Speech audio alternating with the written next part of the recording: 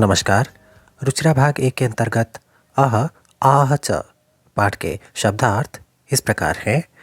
पहला शब्द है लीनः, जिसका अर्थ है संलग्न या तल्लीन, यानी कि जो अपने काम में व्यस्त रहे। अगला शब्द वांछति, जिसका अर्थ है चाहता है या चाहती है। पाठ में बताया गया है कि अजीज नाम का एक लड़का जो अपने स्वामी की सेवा में हमेशा लगा रहता है, वो कुछ दिनों की छुट्टी चाहता है। अगला शब्द क जमा अपि की संधि से बना है, को अपि, जिसका अर्थ है कोई भी। आनय का अर्थ है लाओ। अजीज का स्वामी कहता है कि तुम मेरे लिए 2 चीज़ें लेकर आओ, तभी तुम्हें छुट्टी मिलेगी। वो 2 चीज़ें थी आह और आह। अह का अर्थ दिया गया है कष्ट सूचक अव्यय और आह का अर्थ दिया गया है पीड़ा सूचक अव्यय। ये दोनों ही शब्द अह और आह तभी हमारे मुंह से निकलते हैं जब हमें कोई कष्ट या कोई पीड़ा होती है। अगला शब्द दिया गया है आने तुम, जिसका अर्थ है लाने के लिए।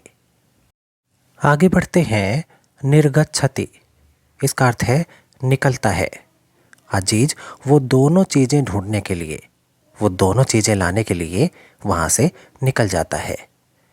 इतस्ततः, जो कि 2 शब्दों की संधि से मिलकर बना है, इतः जमा ततः, इसका अर्थ है इधर उधर। अजीज उन दोनों चीज़ों की तलाश में इधर उधर भटकता है। धराम का अर्थ है पृथ्वी को। प्राप्स्यति, जो कि भविष्यकाल से संबंधित शब्द है, इसका अर्थ है पाएगा। व्यथाम यानी दुख को। सद्य का अर्थ दिया गया है तत्काल या तुरंत। अर्पय यानी कि दे दो। उद्घाटयति का अर्थ है खोलता है।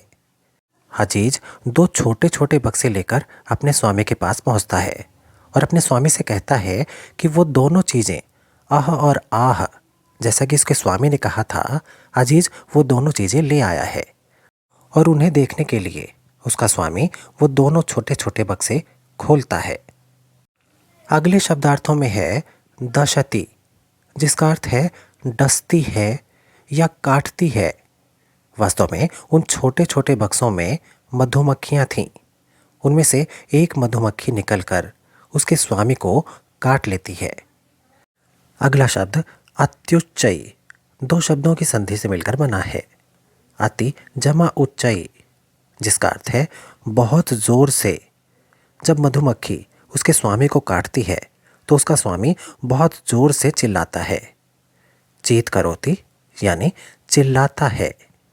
जब वो चिल्लाता है तो उसके मुंह से निकलता है आह, और जब दूसरी मधुमक्खी उसे काटती है तो फिर उसके मुंह से निकलता है आह। इस प्रकार दोनों शब्द आह और आह उसके स्वामी को प्राप्त हो जाते हैं। इस पाठ से संबंधित विस्तृत अनुवाद, अभ्यास और इसके बहुविकल्पीय प्रश्न यानी कि मल्टीपल चॉइस क्वेश्चंस की वीडियोस का लिंक नीचे डिस्क्रिप्शन में दिया गया है।